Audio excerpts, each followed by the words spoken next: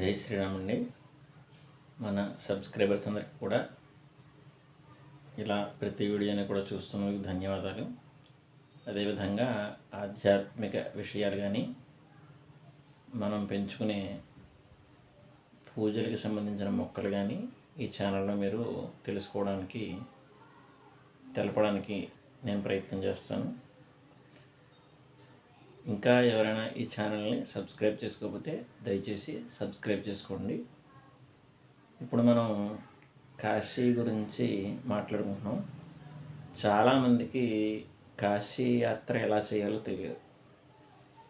కాశీ వెళుతూ ఉంటారు. ముఖ్యంగా మనందరికీ విశ్వనాథుడు, అన్నపూర్ణాదేవి, విశాలాక్షి, ఇక ఈ మధ్య వారాహి, ఇంకొంచెం లోతు తెలిసిన వాళ్ళకి మణికర్ణిక.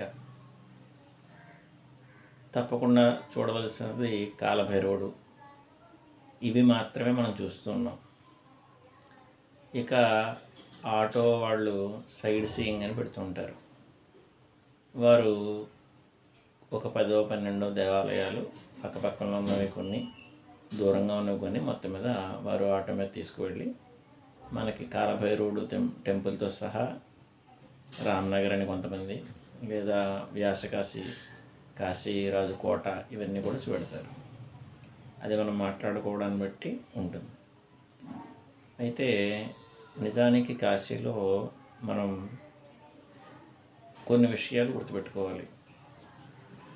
ముఖ్యంగా కాశీలో మనం తల్లి గర్భంలో ఎలా అయితే 9 నెలలు ఉంటామో అలా 9 నెలలు కాశీలో ఉండడానికి ప్రయత్నం చేయాలి. ఇంకా లోతు చెప్పాలి అనుకుంటే ఇంకా మన బాధ్యతల్ని ముగించుకొని పూర్వం పెద్దవాళ్ళు వెళ్ళినట్లుగా కాశీ వెళ్ళిపోయి అక్కడే మరణించాలి. కాశ్యాంతో మరణాన్ ముక్తి అని సూత్రం ఉంది. అయితే చాలామంది మిస్టేక్ కూడా చేస్తారు. అక్కడ ఏదో బలవన్మరణం జరిగితే పుణ్యం అనుకుంటారు, కానీ అది చాలా తప్పు. ఆత్మహత్య మహాపాపం. ఇప్పుడు అలా జరిగిన సంఘటనలకి భయభ్రాంతులయ్యి అక్కడ హోటల్స్ కానీ సత్రాలు కానీ ఇవన్నీ కూడా సింగిల్స్ పాపం ఎవరైనా కాశీ వెళ్దామని వెళితే కనుక వాళ్ళకి రూమ్ ఇవ్వట్లేదు. ఎందుకంటే ఇలా ఆత్మహత్యలు చేసుకుంటారేమో అని చెప్పి భయం వేసి. అందుచేత అది చాలా తప్పుడు పని అన్నమాట. అక్కడికి వెళ్ళి మనం చేయకూడదు పని. ఇక కాశీలో ఏం చేసినా కూడా అది పుణ్యమైనా పాపమైనా కూడా చాలా ఎక్కువ రెట్లు ఫలితం ఇస్తుంది.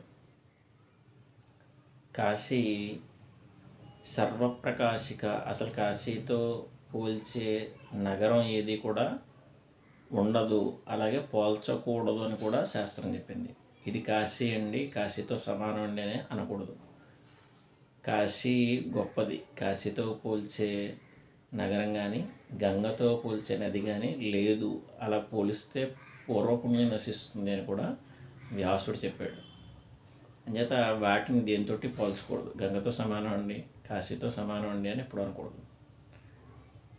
అంతవరకు ఎక్కువ ఫలితం ఇస్తుంది అని చెప్పచ్చు తప్ప దానికి మించి ఫలితం ఇస్తుందని కానీ దాంతో సమానమైన ఫలితం ఇస్తుందని కానీ ఎక్కడా చెప్పబడదు.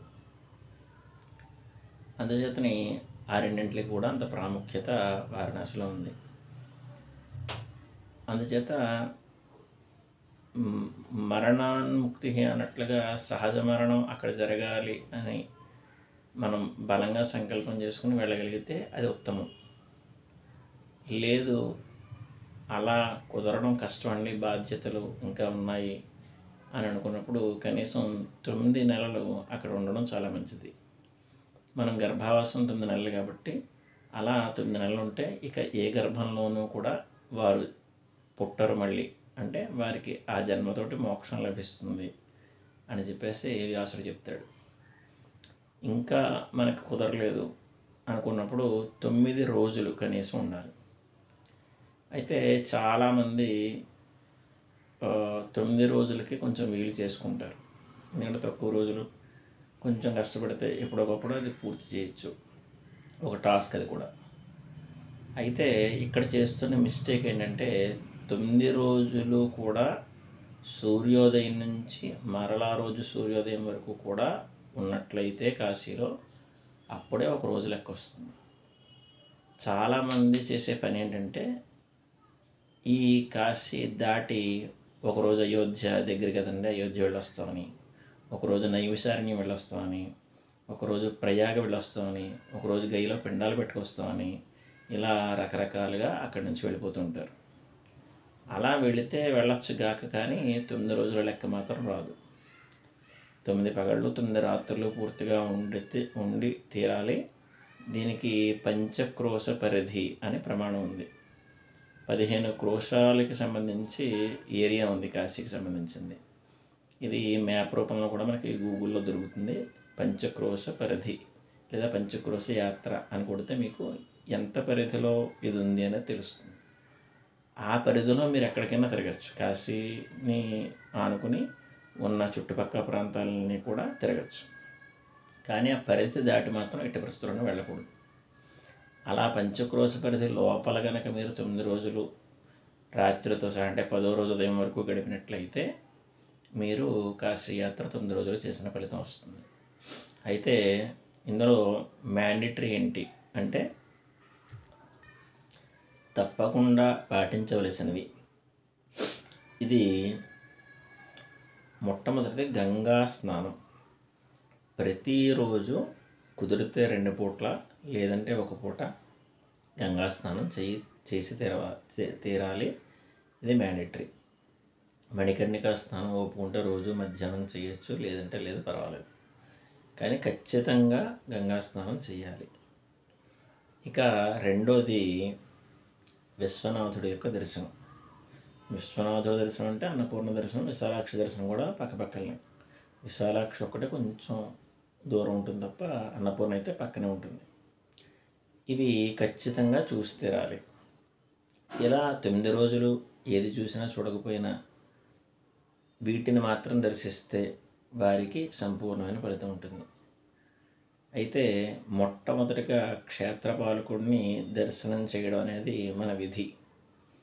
అంచేత వీలైతే మొట్టమొదటిగా క్షేత్రపాలకుడైన కాలభైరవుడిని దర్శనం చేసుకొని అప్పుడు విశ్వనాథుడి దర్శనం చేసుకోవడం మీకు మంచి ఫలితాన్ని ఇస్తుంది. అయితే ప్రతిరోజు ఉదయాన్నే క్షేత్రపాలకుడి దర్శనం చేసుకుని విశ్వనాథుడి దర్శనం చేసుకుంటే చాలా మంచిది.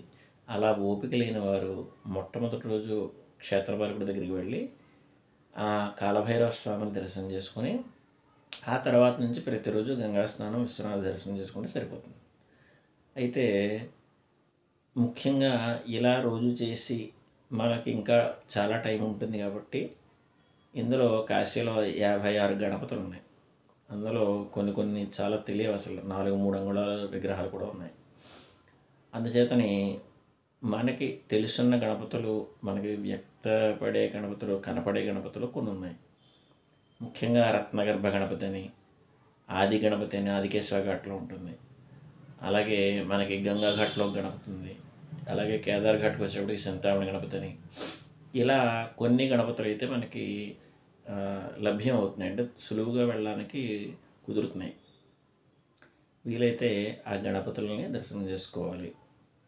ఇక ద్వాదశ ఆదిత్యులు అని మొత్తం 12 మంది ఆదిత్యులు కూడా మనకి గూగుల్లో ద్వాదశ ఆదిత్యులు వారణాసి అని కొడితే వస్తుంది మ్యాప్. అవి ఏ ప్రాంతాల్లో ఏ ఆదిత్యుడు ఉన్నాడు అనేది ఉంది. ఇది కూడా చాలా సులభంగా గుర్తుపట్టవచ్చు. అయితే ఈ మధ్య నాకు రీసెంట్గా తెలిసిన విషయం ఏంటంటే అక్కడ ఒక ఆడావిడ ఉన్నారు. వారిని కాంటాక్ట్ అయితే కనుక వారు రోజు చెప్తారు. ఆ రోజు కనుక ఆవిడ చెప్పిన టైంకి వెళితే ఆవిడ మనకి 12 ఆదిత్యులతో పాటు కొన్ని గణపతులను కూడా చూపెడతారని విన్నాను. ఇది చాలా మంచి కాన్సెప్ట్. ఆవిడ నిజంగా చాలా ధన్యురాలు. మనం ఎంత ఇచ్చినా కూడా ఆవిడ రుణం తీర్చుకోలేము, ఎందుకంటే అంత కష్టంగా ఉంటాయి ఆదిత్యులు కొన్ని. సరే, ఈ విషయం పక్కన పెడితే అసలు వారణాసి వెళితే చూడవలసినవి మనకి కనపడేవి కాకుండా ఇంకేమున్నాయి అంటే శ్లోకాధారాన్ని చూస్తే విశ్వేశం మాధవం డుంఢిం దండపాణించ భైరవం వందే కాశీం గుహాం గంగాం భవానీం మణికర్ణికాం అని శ్లోకాధారంగా కాశీలో చూడవలసిన ముఖ్యమైన మూర్తులను చెప్పారు. మొట్టమొదటిది మనందరం కాశీ వెళితే తప్పకుండా చూసేది విశ్వనాథుడు.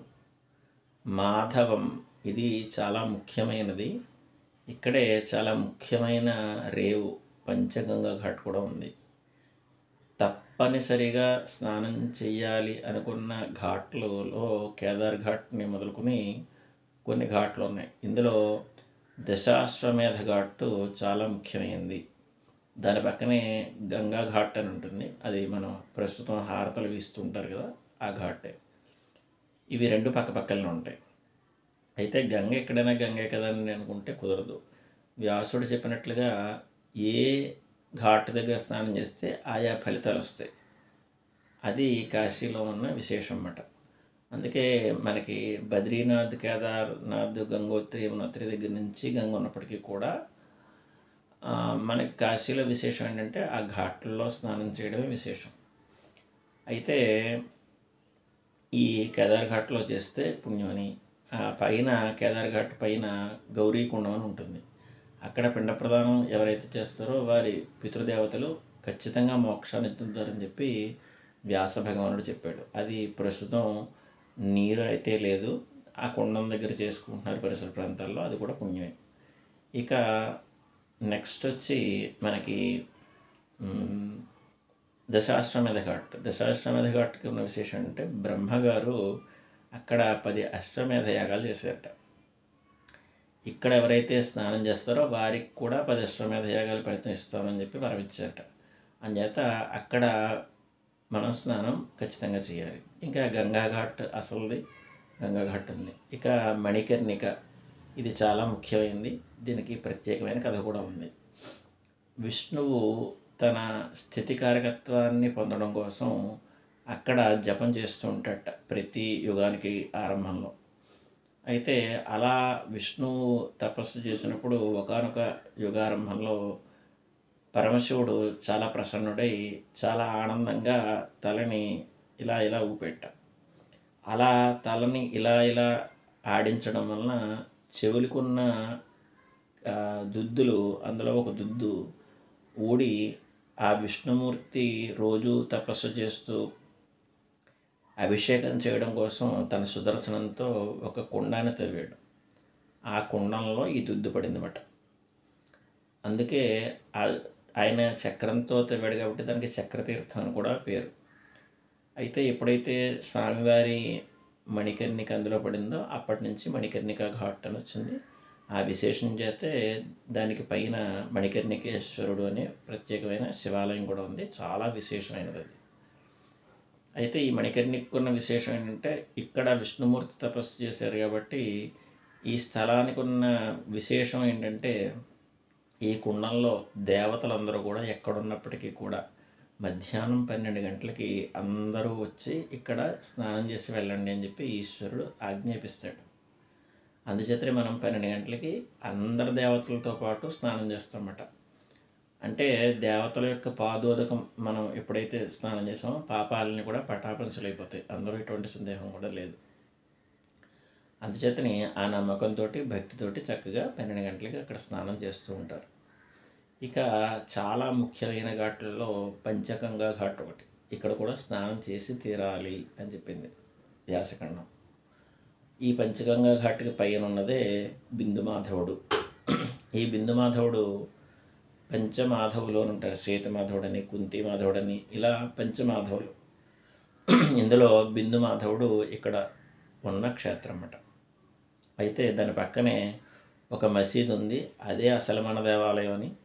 ఈ ముష్కరులు, హిందూ ద్వేషులు ఎవరైతే ఉన్నారో వారు దండయాత్రలో భాగంగా ఈ బిందుమాధవుడి యొక్క క్షేత్రాన్ని నేలమట్టం చేసి మసీదు కట్టారని, ఆ పక్కనే మన వాళ్ళు మళ్ళీ ఒక గుడి కట్టారని చెప్పి అక్కడ చరిత్ర చెబుతుంది. అదంతా వేరే వ్యవహారం, కోర్టులో నడుస్తుంది. అయితే విషయానికి వస్తే విశ్వేశం మాధవం రెండోది ఆ బిందుమాధవుడు అన్నమాట. మూడోది డుంఢిం. ఈయన్ని ఆనవాలు పట్టడం చాలా కష్టం. కారణం ఏంటంటే ఇదివరకైతే విశ్వనాథగిరి అని ఒకటే మార్గం ఎక్కువగా ఉండేది. ఇక తప్పితే రెండో మార్గం మెయిన్ రోడ్లోంచి ఉండేది. అయితే మూడో గేట్ మధ్యలో ఉండేది, అది పెద్దగా ఎవరికి కనిపించదు, ఇప్పటికి కూడా కనిపించదు.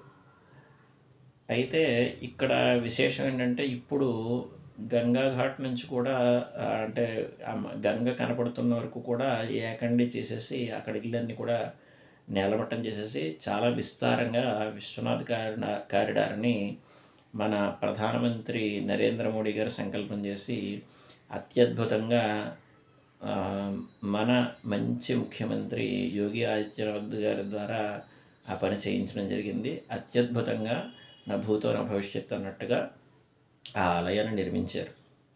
అయితే ఆ కారణం చేత అది కూడా అప్పుడు ఒక గేట్ అయింది. అయితే మిగిలిన 3 గేట్లలో ఎటు వచ్చినా కూడా డుండి గణపతి, సాక్షి గణపతి కనపడరు. మీరు విశ్వనాథ్ గల్లీ అని మీరు నంది సెంటర్ అంటే చెప్తారు ఎవరైనా, నంది సర్కిల్ సెంటర్ అంటారు. అంటే దశాశ్వమేధ ఘాట్కి నంది సర్కిల్కి మధ్య మార్గంలో ఈ విశ్వనాథ్ గల్లీ ఉంటుంది. దీనికి ఒక గుమ్మట ఉండి పైన ఆదిశంకరాచార్యుల వారి యొక్క విగ్రహం కూడా ఉంటుంది. ఆ సందులోంచి కనుక మీరు ప్రవేశం చేయగలిగితే మధ్యలోనే షాపులకి మధ్యలోనే ఉంటుంది. అసలు మనం దాన్ని గణపతి ఆలయం అన్నట్లుగా ఉండదు. పక్కనే దాన్ని ఆనుకున్న సందు కూడా ఫ్యాన్సీ షాపే. అసలు స్వామివారు అయ్యో ఇంత ప్రాముఖ్యమైన గణపతి ఎలా ఉన్నారా అనిపిస్తుంది ఒక్కొక్కసారి. అలాంటి మార్గ మధ్యంలో షాపులకి మధ్యలో చూస్తే కానీ ఆలమాల పట్టలేని పరిస్థితుల్లో ఆ సాక్షి గణపతి దేవాలయం ఉంటుంది. దాన్ని దాటుకుని కుడి చేతి వైపు తిరిగితే అక్కడ మీకు డుండి గణపతి కనపడతాడు. ఆయన 3వ వ్యక్తి చూడవలసిన వాళ్ళలో. విశ్వేశం, మాధవం, డుండిం. ఇంకా 4వది దండపాణి. చాలామందికి తెలియదు. అసలు కర్రతో నడ్డిని అంటే మన నడ్డి మీద కొట్టే ప్రక్రియ అక్కడే మొదలైంది చెప్పాలంటే. మిగిలిన చోట్ల ఇప్పుడు మానస టెంపుల్లో, హరిద్వార్లో చాలా చోట్ల అప్పుడు ఆ దండంతో ఇలా నడ్డి మీద కొడుతుంటారు మనని, అవి పాపాలు పోతాయని చెప్పేసి. నిజానికి అసలు ఎక్కడంటే అది దండపాణి దగ్గర ప్రారంభమైంది. ఆయన పేరే దండపాణి, కర్రను పట్టుకుని ఉంటాడు ఆయన. కాశీలో ఎవరైతే పాపాలతో వస్తారో అసలు కాశీలో అడుగుపెట్టగానే పాపాలు పోతాయి. ఇంకా ఏదైనా పూర్వార్జితమైన విశేషమైన ఉండి వాళ్ళు ప్రాయశ్చిత్తం చేసుకోవాలనుకుంటే దండపాణిని దర్శనం చేసుకోవాలి. ఇది చాలా సులువు, కానీ ఎవరికి తెలియదు. అది ఎక్కడ అంటే కాలభైరవ స్వామికి వీపు వైపు భాగంలో ఒక ద్వారం ఉంటుంది, అంటే వెనకాల దొడ్డి ద్వారం. ఆ ద్వారం నుంచి మీరు ఎడమ చేతికి కానీ కుడి చేతి వైపు కానీ ఎలా వెళ్ళినా కూడా లైన్లను బట్టి, అంటే రెస్ట్ ఉంటే ఒకలా మనకి మళ్ళీ ఎడమ చేతి వైపుకి వెళ్ళేవారు, రెస్ట్ లేకపోతే కనుక ఎడమ చేతి వైపు తిరిగితే చాలా సులువుగా మనం ఆ దేవాలయాన్ని చేరుకోగలుగుతాం. ఎక్కడికక్కడ దండపాణి టెంపుల్ అని, మందిరాన్ని రాసి ఉంటుంది. జాగ్రత్తగా చూసుకుని వెళ్ళచ్చు. అది చాలా అద్భుతమైన స్వామి. ఆ దండపాడికి ఆనుకుని ముందు నవగ్రహేశ్వర ఆలయం ఉంటుంది. అది చాలా గొప్పది. మనకి కాశీఖండంలో కూడా వర్ణించబడింది నవగ్రహేశ్వర దేవాలయం. అవి రెండు అక్కడ చూసుకోవాలి. దండపాణించ భైరవం మనందరికీ తెలుసు. చాలామంది ఖచ్చితంగా దర్శనం చేసుకుని వచ్చే ఆలయం క్షేత్రపాలకుడైన కాలభైరవుడు యొక్క దర్శనం. విశ్వేశం, మాధవం, గుండిం, దండపాణించ భైరవం. వందే కాశీం గుహాం గంగాం. వందే కాశీం, ఈ కాశీ అంతటికీ నమస్కారం అని ఒక అర్థం అయితే, కాశీమాత ఆలయం కూడా ఉంది. చాలా చోట్ల కాశీమాత టెంపుల్ అని రాస్తూ ఉంటారు. చాలా ఆలయాలు ఉన్నాయి కాశీమాత ఆలయాలనే దృష్టికోణంలో చూస్తే. సరే, మొత్తం కాశీకి అంతటికి కూడా నమస్కారం అనే అర్థంలో తీసుకుంటే అది ప్రత్యేకంగా ఒక మూర్తి కాదు, కాశీ నగరానికే ఒక శక్తి స్వరూపమైన ఒక మూర్తిగా భావన చేయొచ్చు మనం కాశీమాత. వందే కాశీం. గుహాం గంగాం అని, గుహ వృద్ధ గంగా అని కూడా ఉంది నిజానికి. ఈ గంగ కాకుండా గట్టుపైన ఒక కొరల్లా ఒక వృద్ధ గంగ ఉండేది అని విన్నాను. అది నేను కూడా నిజానికి చూడలేదు. నేను 28 సార్లు కాశీ వెళ్ళాను, కానీ ఎందుకో కుదుర్చుకోలేకపోయాను. నిజానికి ఇది కూడా గంగాం అని, ఆ గంగను చూడాలి అంటారు. అంటే నా దృష్టిలో ఈ గంగ ఉంది కదా, మనం ఆల్రెడీ గంగను చూస్తూ ఉన్నాం కదా, ఇదే గంగ అనేది నా ఉద్దేశం. అయితే వృద్ధ గంగ అనేది ఉంది, దాన్ని చూడాలని కొంతమంది చెప్తున్నారు. సరే, అది కూడా మనం ఎప్పుడైనా పూర్తి చేయాలి, టార్గెట్ అది. గుహాం అని ఇప్పుడు చాలా ఆలయాలు అసలు ఇళ్ల మధ్యలో ఇళ్లల్లో కూడా కట్టేశారు. అంటే ఆలయం పైన ఇల్లు కట్టేశారు. మొన్న కూడా రీసెంట్గా ఎక్స్టెన్షన్ చేస్తున్నప్పుడు చాలా ఆలయాలు ఇళ్లల్లో బయటపడ్డాయి. అందుచేతని ఈ గుహ కూడా చాలా అపార్ట్మెంట్లు ఇళ్ళు కట్టేశారు. మధ్యలో ఒక చిన్న ద్వారంలా కనిపిస్తూ ప్రస్తుతం ఉంది అని విన్నాను. అక్కడ కూడా నేను వెళ్ళలేదు. అది గుహ అని ఇక్కడ చెప్పబడుతున్న గుహ. వందే కాశీం గుహాం గంగాం అని గంగామాత ఆలయం మనకి గంగా ఘాట్లోనే పక్కన ఉంటుంది. అది మీరు సులువుగానే చూడొచ్చు. భవానీం మణికర్ణికాం. ఇక్కడ పెద్ద సమస్య ఏంటంటే భవానీమాత. ఈ భవానీమాతనే మనం ఎక్కడ చూడవచ్చు అంటే అన్నపూర్ణ ఆలయానికి ఆనుకుని ఒక పెద్ద హాల్ ఉంటుంది. అందులో గంగావతరణం, రామచంద్రమూర్తి పట్టాభిషేకం, కృష్ణుడు వీళ్ళందరికీ పాలరాతి విగ్రహాలు, నరసింహస్వామి ఈ దేవాలయాలని కూడా ఉంటాయి. అయితే మొట్టమొదటిగా మనకి హాల్లోకి ఎంటర్ అవ్వగానే ఎడం చేతి వైపు పెద్ద కాళీమాత చాలా అద్భుతమైన రూపంతో కనపడుతుంది. అది అమ్మవారిని దర్శనం చేసుకుని అలా ఎదరికి నడిచి వెళ్ళడమే స్టార్టింగ్ నుంచి పాలరాతితోటి ఒక కారిడార్ కట్టి ఉంటుంది చిన్నది.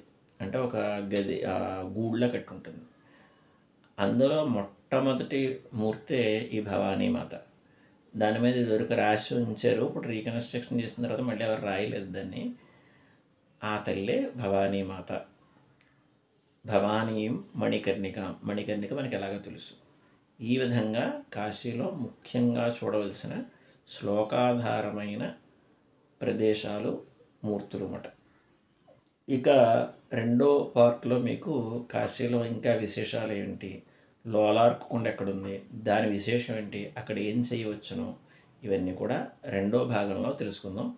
అందరికీ జై శ్రీరామ్. నమస్కారం.